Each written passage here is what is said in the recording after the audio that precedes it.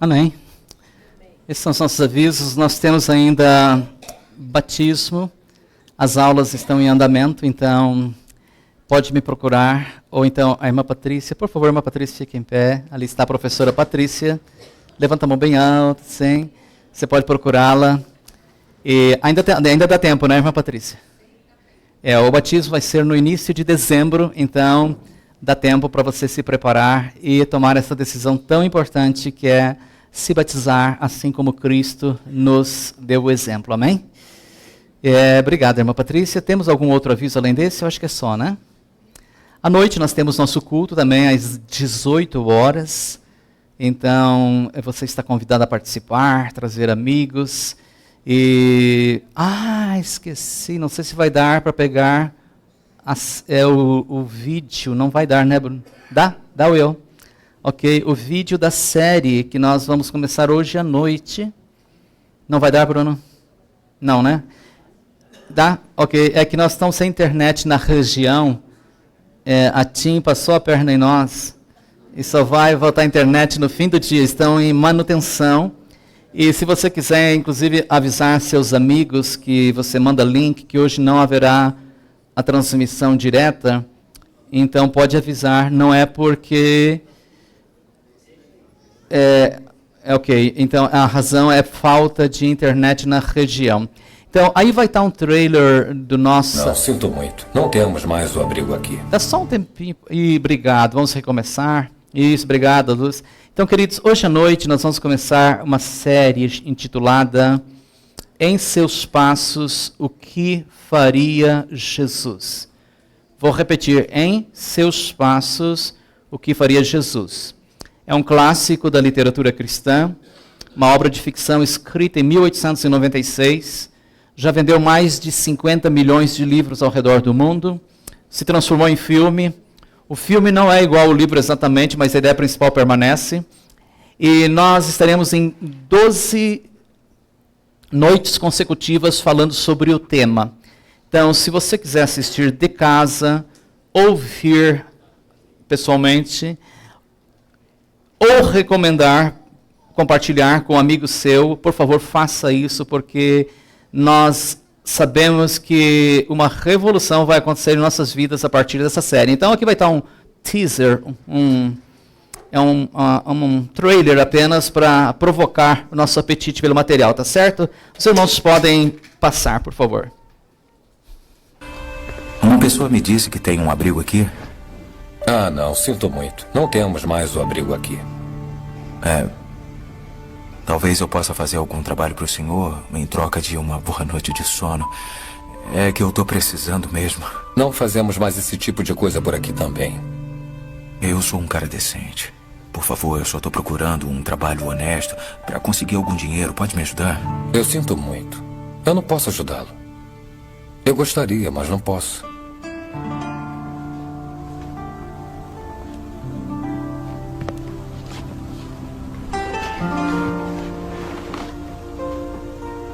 Tá tudo bem, pastor? Eu tô achando que não. As coisas não vão muito bem na cidade. As pessoas pararam de vir à igreja. Eu achei que as pessoas precisassem mais de Deus quando as coisas vão mal. É verdade. Mas tente explicar isso a elas. É o seu trabalho, não é?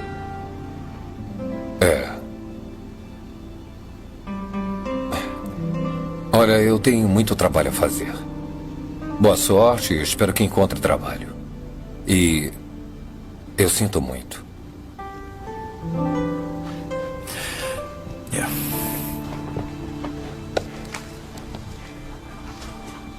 Apacentai o rebanho de Deus, que está entre vós, tendo cuidado dele não por força, mas voluntariamente, como Deus quer que seja. 1 Pedro, capítulo 5. Mas quem é você? Eu sou só uma ovelha.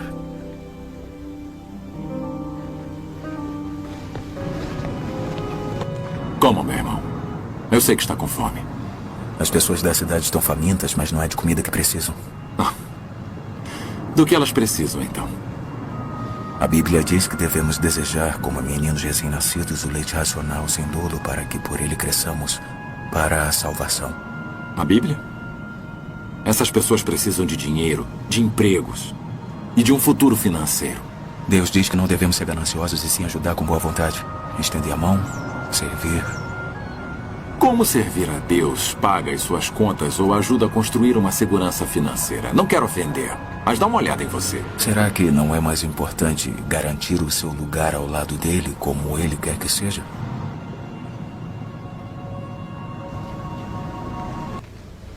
Senhoras e senhores, embora eu seja grato por tê-los aqui hoje, eu tenho mais notícias. O banco vendeu o prédio da igreja a um grupo de investidores.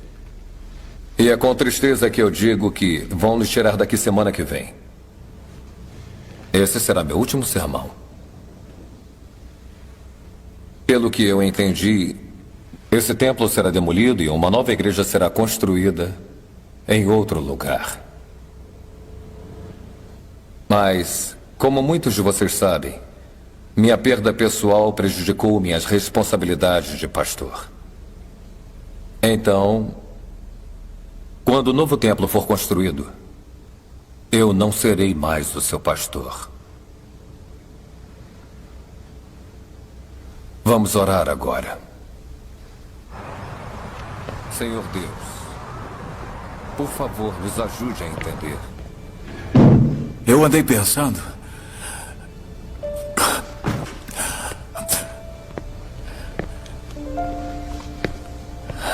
Se eu morrer dentro dos próximos dias, o que é provável que aconteça, eu gostaria de ter o prazer de poder dizer minhas últimas palavras em um lugar como esse. Eu não sei exatamente o que faz de um homem menos digno de salvação do que o outro. Vocês sabem? Eu tô na cidade há alguns dias tentando encontrar trabalho e durante esse tempo todo eu não ouvi nenhuma palavra de conforto ou compaixão, a não ser do seu pastor, que disse que sentia muito por mim e que esperava que eu encontrasse trabalho em algum lugar. Eu entendo que vocês não possam parar suas vidas para arrumar trabalho para os outros. Mas o que sinceramente me intriga é o que significa seguir Jesus. Vocês sentam em uma igreja e falam sobre Jesus, cantam música sobre ele, mas vocês querem mesmo dizer que sofrem e se negam da mesma maneira que ele fez? Estão mesmo seguindo o exemplo dele? Ele teria considerado a demolição de uma igreja para que fosse construído um cassino no lugar? Ele teria sido subornado por políticos corruptos e teria publicado fotos comprometedoras em seu jornal? Ele teria usado os seus dons divinos para desviar os jovens? Ele colocaria os outros na rua por causa de uns trocados? Ele teria abandonado sua congregação e sua comunidade na hora em que mais precisassem por causa de seus problemas pessoais? Como seria o mundo hoje se todos tentassem fazer o que Jesus fez? Que lição aprendemos aqui? Quando vocês estiverem lidando com as decisões mais difíceis da vida, façam uma simples pergunta. O que faria Jesus? O que?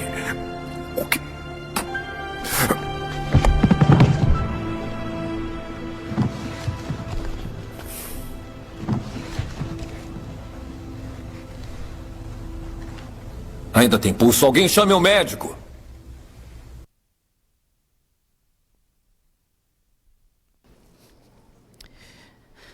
Obrigado. Amém. Dá vontade de continuar, né? Então, você pode adquirir o livro. Nós não temos aqui hoje disponível porque a Rosângela está enferma, não está aqui. Mas você pode conversar com ela, mandar mensagem. Ou você pode comprar direto do Mercado Livre ou Amazon. É barato. Não assista apenas o filme, mas leia o livro também.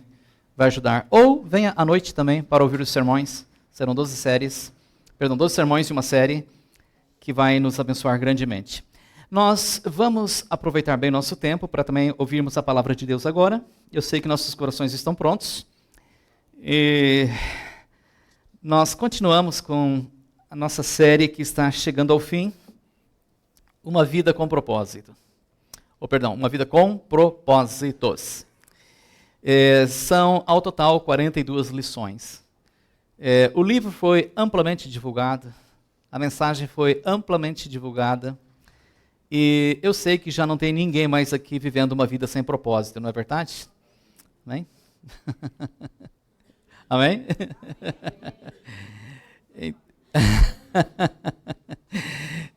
Então, queridos, eu estou com vontade de ler de novo, confesso para os irmãos. Domingo que vem nós vamos lançar aqui um desafio, no domingo de manhã, sobre a conclusão do livro. Nós não queremos concluir de qualquer maneira, queremos concluir de uma maneira bonita. E quero convidar você a um desafio na semana que vem. Então venha preparado, um desafio simples, mas bastante eficaz. Na quinta nós estamos também com a série O Peregrino, né? Mas vamos concluir nossa série Uma Vida com Propósitos, que faltam apenas 6 lições. Com a de hoje vai faltar 5. E nós vimos já 5 pilares, né, ou 5 propósitos, sobre os quais nós devemos basear a nossa vida. O primeiro foi, afinal de contas, por que eu existo? Por que eu estou aqui? Por que Deus me trouxe à existência? Ele poderia não ter trazido, não é verdade? Nós poderíamos simplesmente não existir. Mas se nós viemos a existir, por que nós estamos, não aqui na igreja, mas por que nós viemos à existência? Segundo lugar, você foi planejado para agradar a Deus. Você não foi planejado para ser influencer, famoso, nada disso. Mas você foi planejado para agradar a Deus. Você cumpre melhor seu propósito de vida quando você agrada a Deus. Terceiro lugar, você foi formado para fazer parte da família de Deus. Você tem uma família não apenas biológica, mas uma família espiritual, que vai perdurar para sempre. Família biológica vai chegar um dia que, não mais. Quando chegarmos na glória, não haverá mais família biológica. Só a família espiritual, a família da fé. Então já comece treinando a partir daqui. Quarto lugar, você foi moldado para servir a Deus. E hoje nós estamos no segundo sermão do quinto propósito, que é: você foi feito para uma missão. Eu gostaria que você abrisse sua Bíblia ou seu aplicativo no livro de 1 Tessalonicenses, no Novo Testamento, uma das cartas de Paulo, 1 Tessalonicenses,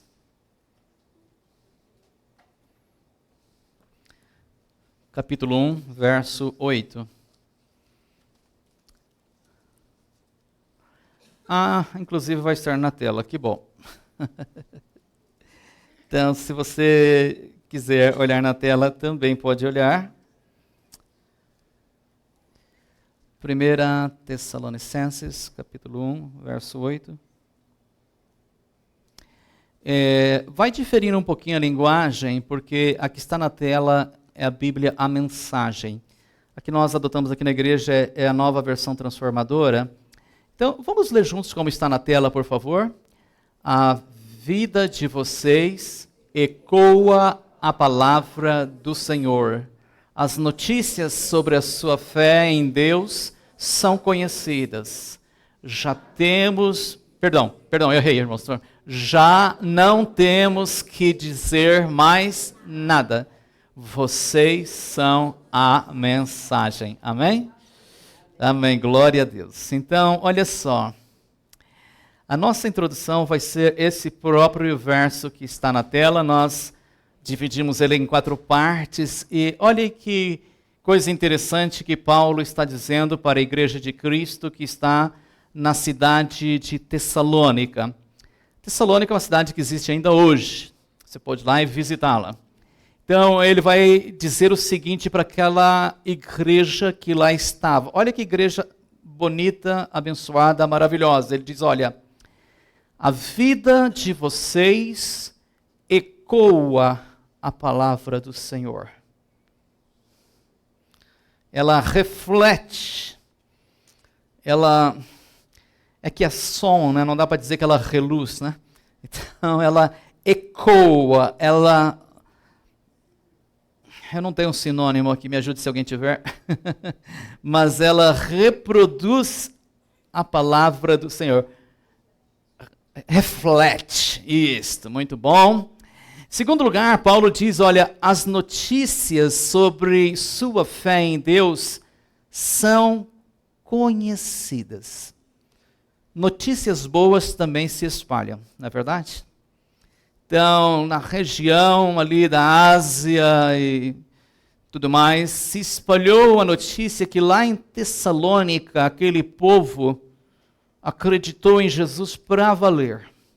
Entregou o coração para valer e estava andando em obediência à palavra. As notícias sobre sua fé em Deus são conhecidas. E deixou o apóstolo de mãos amarradas. Ele disse, olha, já não temos mais nada para dizer. Não é legal isso? Por que a gente às vezes se empenha tanto em falar? Porque falta o testemunho. E os irmãos lá de Tessalônica era diferente. O testemunho falava mais alto que as palavras. O que vocês acham que é mais importante, o testemunho ou as palavras? Testemunho, né? Muito bem. Então, e por último, o apóstolo conclui com algo assim que é incrível. Vocês são a mensagem.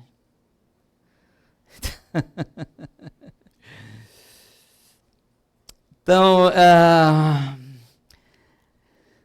vivendo, caminhando, indo, vindo, trabalhando e tal, sem dizer nada, eles haviam se transformado na mensagem. Olha a relevância disso, queridos. A nossa vida precisa ser uma mensagem. Na verdade, ela é de qualquer forma, né? Mas a nossa vida precisa ser uma mensagem do Evangelho. Nossa vida precisa ser uma mensagem de quem Cristo é. Nossa vida precisa ser uma mensagem daquilo que o mundo precisa. E tendo dito isso, amados, eu vou para o nosso primeiro tópico que diz assim, olha, Deus lhe deu uma mensagem de vida para partilhar. Sim ou não? Sim. Gostaria que você ouvisse com bastante carinho. Em primeiro lugar, quando você se tornou cristão, da mesma forma, você se tornou um mensageiro de Deus. Grave isso.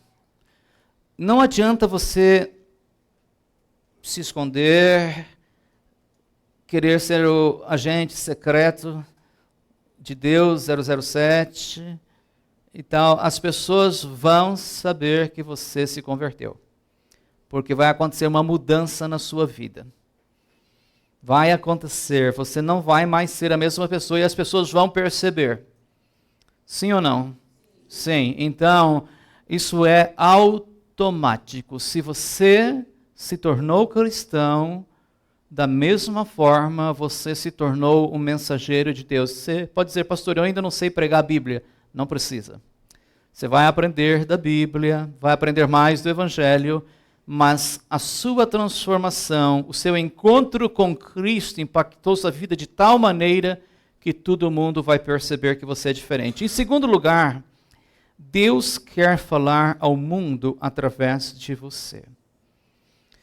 Eu achava que era através do pastor. Não. É através de todos nós. De todos nós.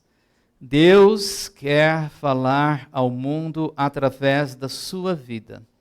Sua vida é preciosa.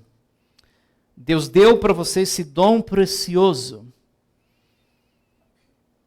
Você foi criado de uma maneira, conforme diz o salmista no Salmo 139, de uma maneira extraordinariamente maravilhosa.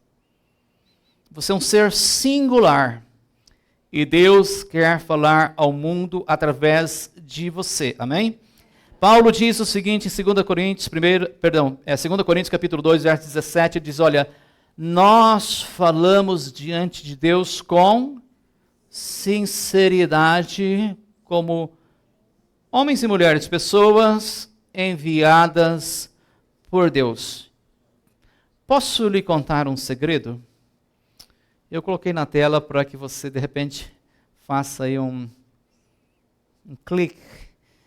Você pode sentir que não tem nada para compartilhar, mas isso é apenas o diabo tentando mantê-lo em silêncio. Você tem um depósito de experiências que Deus deseja utilizar para trazer outras pessoas para a família que é a igreja. Então você tem algo de bom para compartilhar. Você pode, por exemplo, dizer que Jesus é bom, sim ou não? Você pode dizer que Cristo tem poder para mudar vidas, sim ou não? Você pode dizer, olha, eu não sei falar para você muito sobre teologia e tal, mas Cristo mudou a minha vida, Ele pode mudar a sua, não é verdade? Então, não deixe o diabo te enganar dizendo que você não tem nada para transmitir. Você tem. A Bíblia diz em 1 João capítulo 5, verso 10, que quem crê no Filho de Deus tem em si mesmo esse testemunho. Se você crê, você tem esse testemunho para contar. Sem dúvida nenhuma, se você crê no Filho de Deus, você pode falar que Ele existe, que Ele é maravilhoso, que Ele é bom, que é fiel, que nele há esperança, sim ou não? Para seu enriquecimento espiritual, eu gostaria então de mencionar que a sua vida, a nossa vida, ela pode ser dividida em 4 partes, e nós vamos falar sobre isso a partir de agora. Primeira delas, seu testemunho, a história de como você iniciou um relacionamento com Jesus. Segunda parte, suas lições de vida, as mais importantes lições que Deus lhe ensinou. Terceiro lugar, suas paixões de origem divina, as questões pelas quais você mais se interessa, segundo a forma que Deus lhe deu. Em quarto lugar, as boas novas, que é a mensagem da salvação. E com esse simples mapa em mente, você pode partilhar o que Deus fez em sua vida. E é sobre isso que nós discorreremos a partir deste momento. Então, vamos para a primeira parte, que é o nosso segundo tópico, que é sua mensagem de vida. Isso inclui o seu testemunho. Ouça-me, por favor. O seu testemunho é a história de como Cristo foi importante na sua vida. Se Cristo não tivesse sido importante na sua vida, não faria sentido você estar aqui hoje, não é verdade? Você não veio aqui por causa de mim. Você não veio aqui por causa da igreja. Você veio aqui por causa de Cristo, não é verdade? Não é verdade? Então, o seu testemunho, o que ele é? Ele é a história de como Cristo foi importante na sua vida. E você pode, com certeza, sem sombra de dúvidas, compartilhar essa mensagem. Pedro, ele nos diz algo muito importante na sua primeira carta, capítulo 2, verso 9, que é: fomos escolhidos por Deus para fazer sua obra e falar por Ele, a fim de quê? De dizer aos outros, noite e dia, a diferença que Ele fez para vocês. É só isso que você tem que falar. Pastor, eu preciso explicar os dons espirituais, preciso explicar soteriologia, amartiologia. Não. Não. Preciso conhecer a Bíblia de capa a capa, de cor. Não. Não, por favor, entenda claramente. O que você precisa é contar a sua história com Cristo. Como que Ele impactou a sua vida. Então, essa é a essência do testemunho. Simplesmente partilhar suas experiências pessoais no que diz respeito ao Senhor. Veja só, você não foi chamado para ser um defensor de Cristo. Cristo, ele consegue se defender sozinho. Não é verdade? Ele é mais inteligente que nós, ele é mais poderoso que nós. Então, Jesus disse em Atos capítulo 1, verso 8 o seguinte: vocês serão o quê? Testemunhas, e não vocês serão meus advogados. Aqui na terra nós precisamos de advogado e advogado bom às vezes. Mas em relação ao Evangelho, nós não fomos chamados para defender Cristo. Nós não fomos chamados para discutir sobre Cristo. Não fomos chamados para discutir sobre a Bíblia. Nós fomos chamados para falar aquilo que Cristo fez em nossas vidas. Amém? Então Ele quer que você conte sua história para outras pessoas. Guarde isso bem lá no âmago do seu coração. Olha só. Dar seu testemunho é uma das partes principais de sua missão na terra, porque é original. Não há outra história exatamente igual à sua. Então, somente você pode contá-la. Não é interessante? Quem vocês acham que impacta mais as pessoas? A pregação do pastor no púlpito ou o testemunho da igreja? O testemunho da igreja. O testemunho da igreja. Quem ganha mais vidas para Jesus, o pastor ou a igreja? A igreja. A igreja. O pastor é só um auxiliar, um facilitador e assim por diante. Mas as pessoas não se convertem porque o pastor é bonito. Seria um horror. As pessoas não se convertem porque o pastor é influencer ou... Não. As pessoas se convertem por quê? Porque elas ouviram a história de Jesus e essa história acabou impactando a vida delas também. Ninguém foi salvo, irmãos, porque era um intelectual e aí trouxeram outro intelectual e aquele grande intelectual convenceu aquele outro intelectual de que ele precisava se converter. Não. Não, isso nunca acontece. E se acontecer, é falso.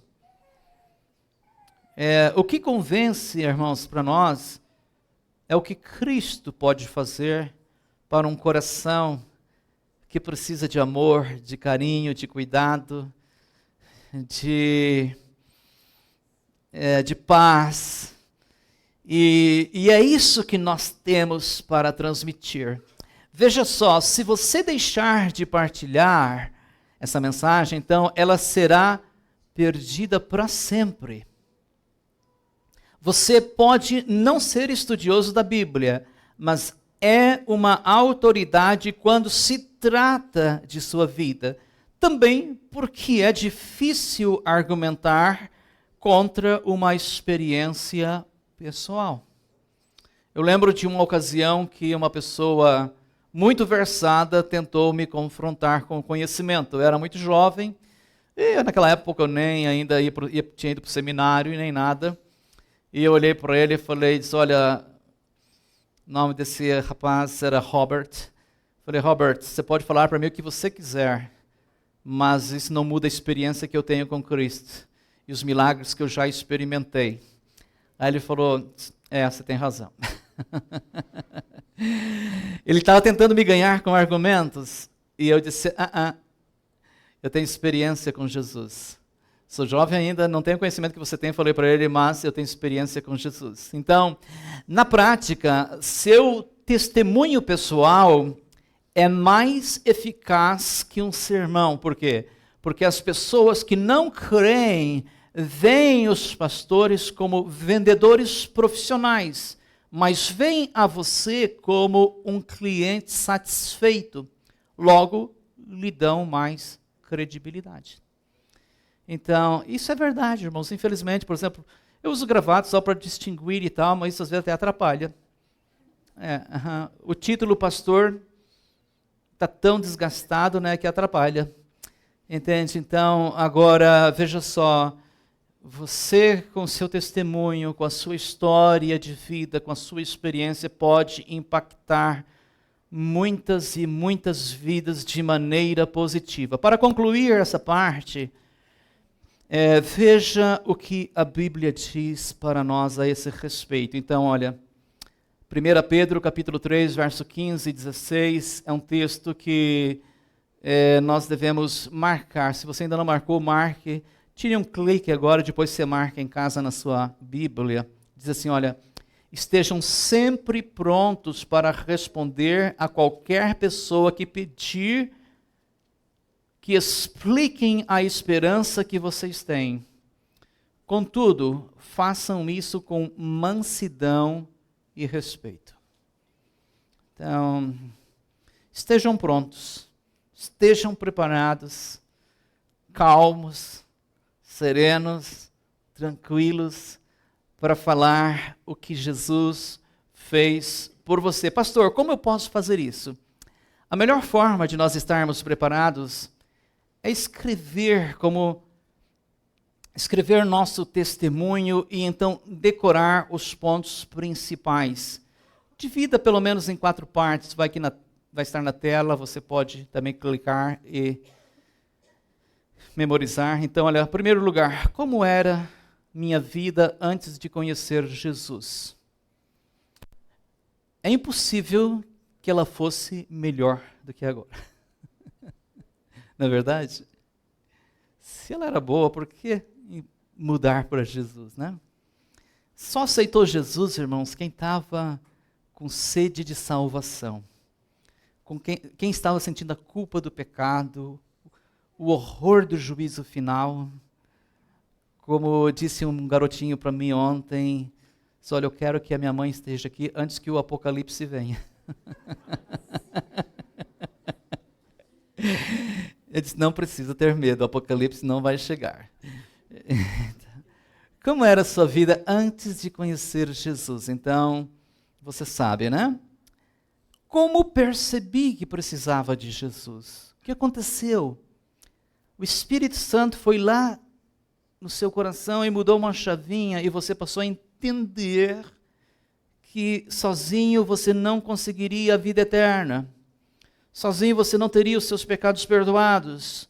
Sozinho você não poderia se tornar uma nova criatura. E aí você, preciso de alguém que possa me ajudar nessa questão. Terceiro, como comprometi minha vida a Jesus? Ou seja, como eu dediquei o que eu fiz? O compromisso que você assumiu. E, em último lugar, a diferença que Jesus fez na sua vida. É impossível que você aceitou Jesus e não houve uma mudança. Ela pode ainda estar em desenvolvimento, pode estar em progresso, mas ela está acontecendo e você sabe que você já não é mais o mesmo. Como disse John Milton, eu ainda não sou quem eu deveria ser, mas também eu não sou quem eu era. Aquela tranqueira. Então, eu ainda não sou quem eu deveria ser, Márcio, mas já não sou quem eu era. Então, com isso em mente, nós vamos poder fazer um ótimo trabalho para Jesus, ajudando outras pessoas a alcançarem a salvação. Queridos, o segundo ponto, que é o nosso terceiro tópico, vai falar sobre a nossa mensagem de vida inclui suas lições de vida. Qual é a pergunta? Ou qual é a segunda parte, melhor dizendo, qual é a segunda parte da sua mensagem de vida? São as verdades que Deus lhe ensinou a partir das suas experiências com Ele. Você pode ter 3 dias de conversão, mas você já tem alguma coisa que você aprendeu nesses 3 dias para comunicar às demais pessoas. Veja só, existem lições e discernimentos que você aprendeu sobre Deus, relacionamentos, problemas, tentações e outros aspectos da vida que poderão restaurar e encorajar muitas outras vidas. Como eu disse, não importa se são 3 dias, 3 meses, 3 anos, você já tem algo para dizer. Davi, no Salmo 119, verso 33, ele orou da seguinte maneira: Deus, ensina-me as lições da vida para que eu mantenha o meu curso. E quando nós, por exemplo, lemos a história de Davi, o que acontece? Nós aprendemos muito. Por quê? Porque Davi, ele escrevia aquilo que lhe acontecia. Ele, inclusive, até os fracassos, os erros, as faltas, ele não escondia. Ele registrava porque, de alguma forma, ele sabia que isso viria a cooperar no futuro com outras gerações, inclusive com a nossa 3.000 anos depois. Deploravelmente, muitas vezes nós deixamos de aprender com várias coisas que acontecem, não é verdade? A gente passa por uma luta e diz, olha, eu vou zerar porque eu não quero mais lembrar disso. Eu vou passar a régua. Não, queridos, não é assim. Não é assim. Você não tem como apagar a sua história. Claro, você não vai ficar relembrando as feridas, aquilo que te machucou e tal, mas você não pode deixar de aprender com aquilo que você viveu. Sobre os israelitas, a Bíblia diz o seguinte, olha, isso não é bom, ele diz, olha, repetidas vezes Deus os resgatou, mas eles nunca o quê? Nunca aprenderam até que finalmente seus pecados os destruíram. Sempre ouvindo, mas nunca aprendendo. Repetidas vezes Deus os resgatou, mas eles nunca aprenderam. Até que finalmente os seus pecados os destruíram. Então, provavelmente você já conheceu pessoas assim, que nunca aprendem nada. Para evitar isso, queridos, então, escreva as principais lições da vida que lhe aconteceu, que você aprendeu, para que você possa compartilhar com os outros. Há muitos anos atrás eu comecei a fazer isso, e hoje, quando eu volto lá atrás na história, eu digo, Deus, como o Senhor foi bondoso comigo, como a minha cabeça era dura. Ou às vezes eu olho lá e me alegro e digo, Deus, olha, só poderia ter sido teu Espírito para me orientar dessa forma, porque até parece que eu fui inteligente. Mas claro que era o Espírito de Deus, né? Me ajudando. Então, mas se você não tem um histórico, por exemplo, quem pode voltar, hoje é dia 17 de setembro de 2023. Quem sabe exatamente o que estava fazendo nesse dia no ano passado?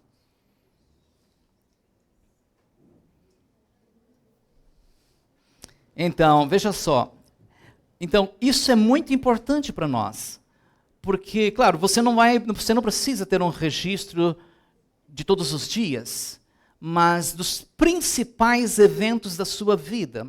E você vai voltar lá atrás e dizer, olha, como Deus tem me abençoado, como Deus tem me prosperado. Entende? Mas você só pode fazer isso se você tiver um registro. Pastor, mas tem alguém na história que faz isso? Ou isso é bobagem? O senhor inventou isso agora e tal? Não, queridos. Olha, se você for lá atrás, nos anos 1600, por exemplo, existe o diário do David Brainerd, que é um diário que tem mais influenciado pessoas ao redor do mundo desde os anos 1600.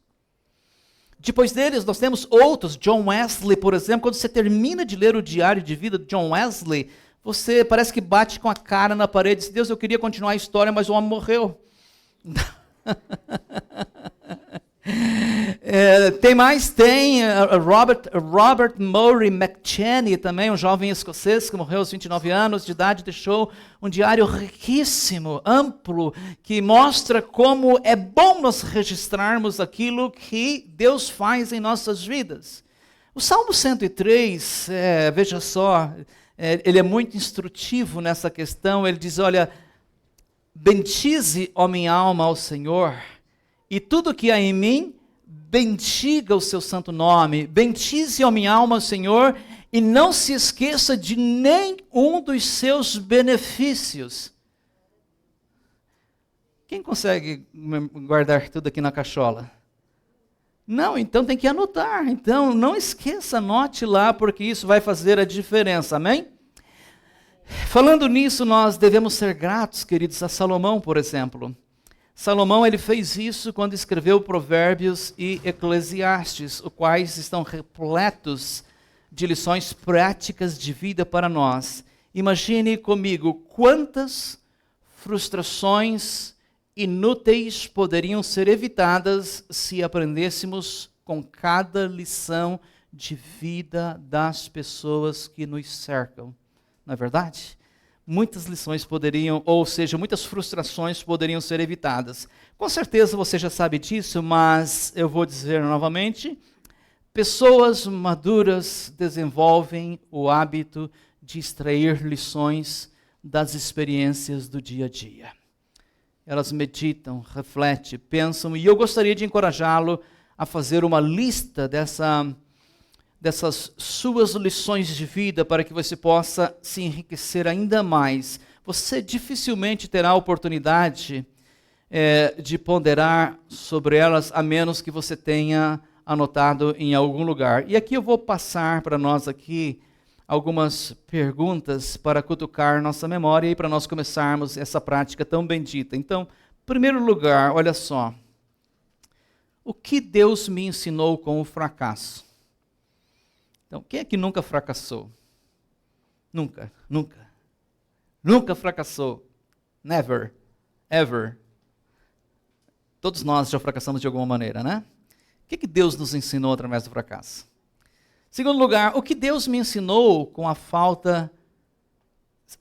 eu até vou tirar fora, tirei, Bruno, porque ninguém aqui tem problema com isso. Ninguém aqui tem, né? Então, mas, não, estou brincando. O que Deus me ensinou com a falta do dinheiro, por exemplo? O que Deus me ensinou com a dor? Eu estou aqui com aquelas negócios que... como é que é? Salompas? 2... Está difícil, né? Eu estou perguntando: Deus, o que o Senhor quer me ensinar com a dor?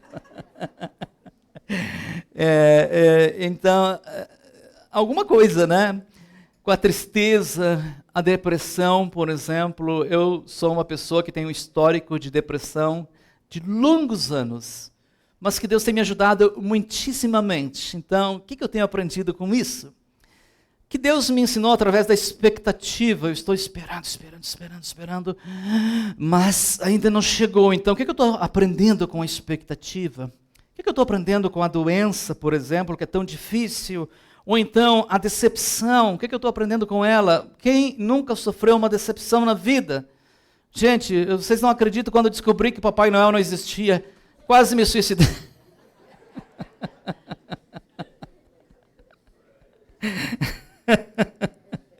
Que eu aprendi com a minha família, com a minha igreja, com os meus relacionamentos, pequeno grupo, e também com as pessoas que me criticam. O que eu aprendi com isso?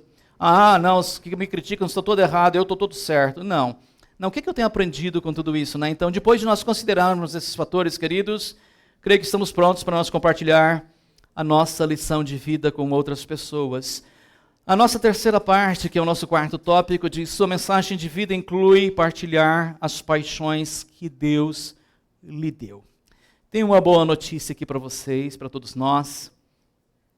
Deus O nosso Deus é um Deus apaixonado.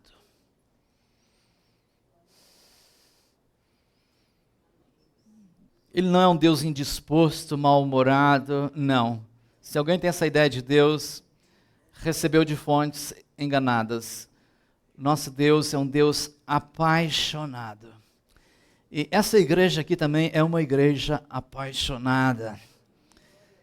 O pastor da igreja é também uma pessoa apaixonada. Nós não brincamos sobre a questão de nos aproximarmos de Deus, de conhecermos melhor a Deus, de amarmos o próximo. Essa é a nossa paixão. Nossa paixão é amar a Deus e amar ao próximo. Então veja isso. À medida que você se aproximar de Deus, Ele lhe dará uma enorme paixão por algo que realmente importa a Ele, de modo que você possa ser seu porta-voz no mundo. Pode ser paixão por um problema, por um princípio ou por um grupo de pessoas. O que quer que seja, você se sentirá compelido a falar a esse respeito e a fazer o que estiver a seu alcance para mudar a situação. Então, pode ser pelos necessitados, pelos famintos, pelos desabrigados. Há tantas causas neste mundo e Deus vai colocar uma paixão no seu coração a respeito disso, porque o nosso Deus é um Deus apaixonado. E seus seguidores também são pessoas apaixonadas. Uma pergunta para nós: você consegue deixar de falar sobre aquilo que mais lhe importa? Consegue? Não, né? Especialmente quando seu time ganha, né? Eita! Então, quando algo mexe com as nossas emoções, quando nasce o seu primeiro neto, quando o filho passa naquela faculdade que você tanto orou, não é verdade? E está lá a resposta publicada no mural, o nome do seu filho, e diz, eita Deus! Não é? Então, a gente não consegue deixar de falar por algo pelo qual estamos apaixonados, e assim deve ser a respeito das paixões que Deus colocou em nossos corações. De repente, Deus colocou no seu coração o desejo de cozinhar e fazer as pessoas felizes, não é? E você diz, experimenta esse negócio que eu fiz aqui. E as pessoas experimentam e dizem, olha, esse... Como é que é aquelas bolinhas que a gente come mesmo? Nhoque de batata doce que o Osni faz. Nossa!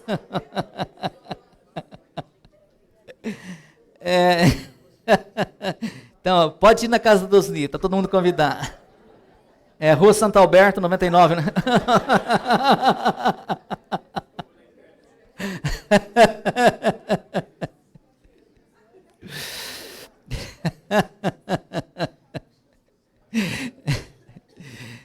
Então, Jesus disse o seguinte, irmãos, em Mateus capítulo 12, verso 34. O coração do homem determina o que ele fala. Não é verdade? Coração apaixonado fala de coisas boas, paixões, né? 2 exemplos aqui para nós irmos adiante e terminarmos logo. Davi disse o seguinte: o grande interesse que tenho por ti e pela tua casa arde como uma fogueira dentro de mim. O que queimava o coração de Davi? O desejo de estar na casa de Deus, de estar na presença do Senhor. Eu, por exemplo, não consigo encontrar alegria maior do que estar aqui com os irmãos.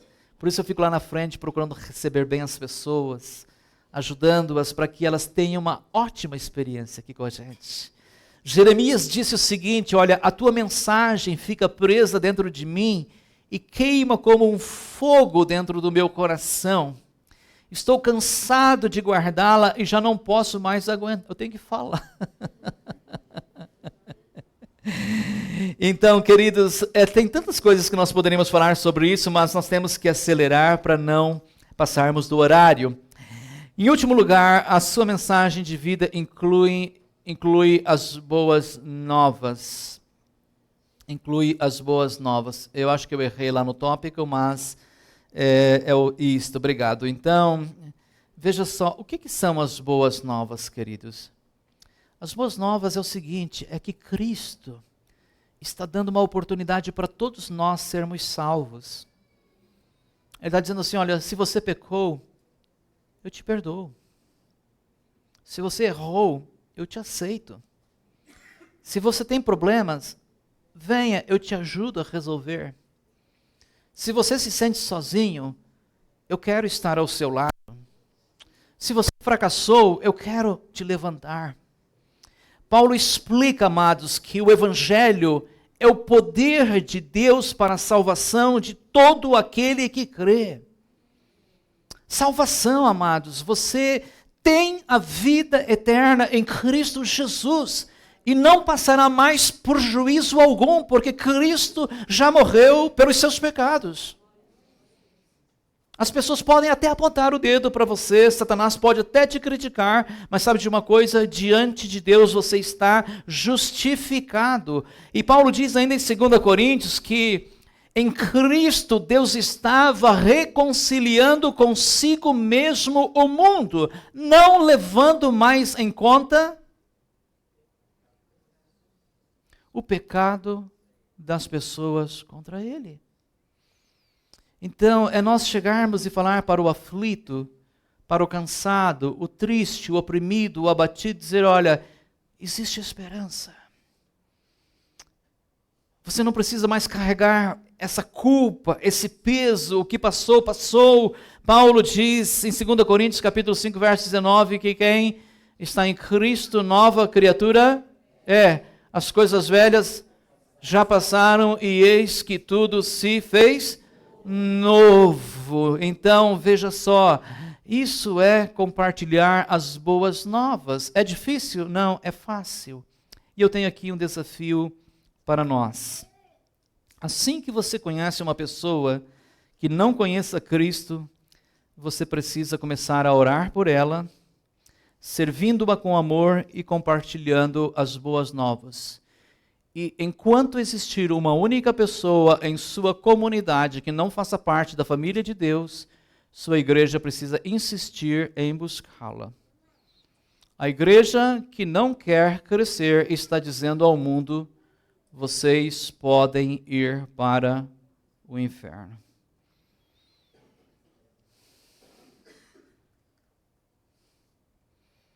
O que vocês acham disso? Pode só voltar uma tela, por favor, Bruno?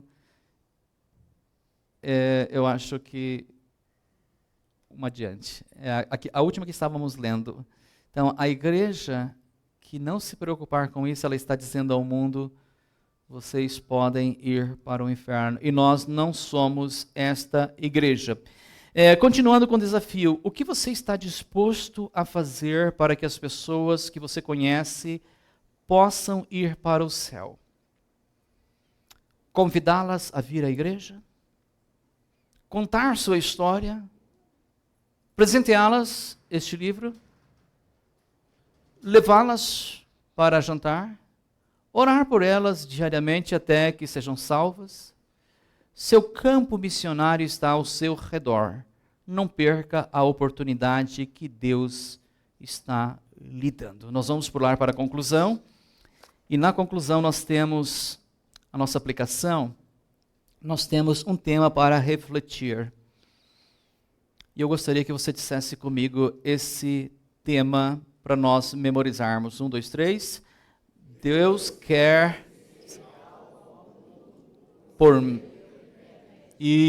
Deus quer dizer algo ao mundo por meu intermédio. Um versículo para nós memorizarmos que está em 1 Pedro, que diz: estejam sempre prontos para responder a qualquer pessoa que pedir que expliquem a esperança que vocês têm. Porém, façam isso com educação e respeito. Por último, uma pergunta para nós meditarmos. Juntos, 1, 2, 3.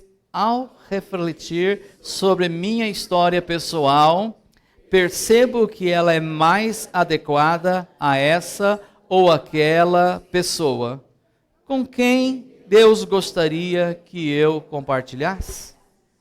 Ele vai mostrar para você essa semana, amém? Vamos ficar em pé, o louvor pode se aproximar.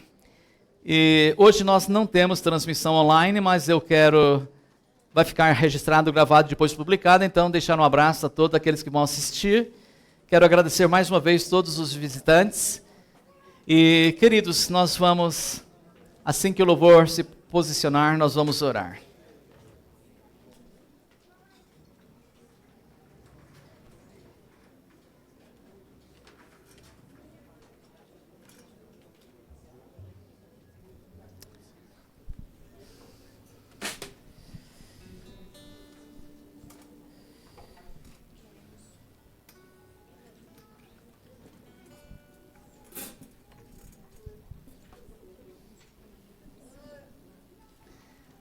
Amém, louvor? Tudo certinho? Posicionados? Então, vou convidar você a curvar sua cabeça, fechar seus olhos, para nós orarmos. Senhor, nós queremos te agradecer por esta manhã, por esse dia tão precioso, Senhor. Te agradecemos por teres nos chamado e por nos dado uma missão, Senhor. Agora, Senhor, estamos saindo aqui da igreja e estamos indo em direção aos nossos familiares, aos nossos amigos e à nossa vizinhança. E queremos que o Senhor nos faça, Senhor, um agente para a transmissão das boas novas. Que a nossa história de vida possa reluzir, brilhar e refletir o amor que o Senhor tem para com todas as pessoas, em nome de Jesus. Amém. Que a graça de nosso Deus, o amor de nosso Senhor Jesus Cristo e as consolações do Espírito Santo sejam com todo o povo de Deus. Nós dizemos? Amém. Deus abençoe. Queremos o teu nome engrandecer e agradecer-te por tua obra em nossas vidas. Confiamos em teu infinito amor, pois só tu és o Deus eterno sobre toda a terra e céus.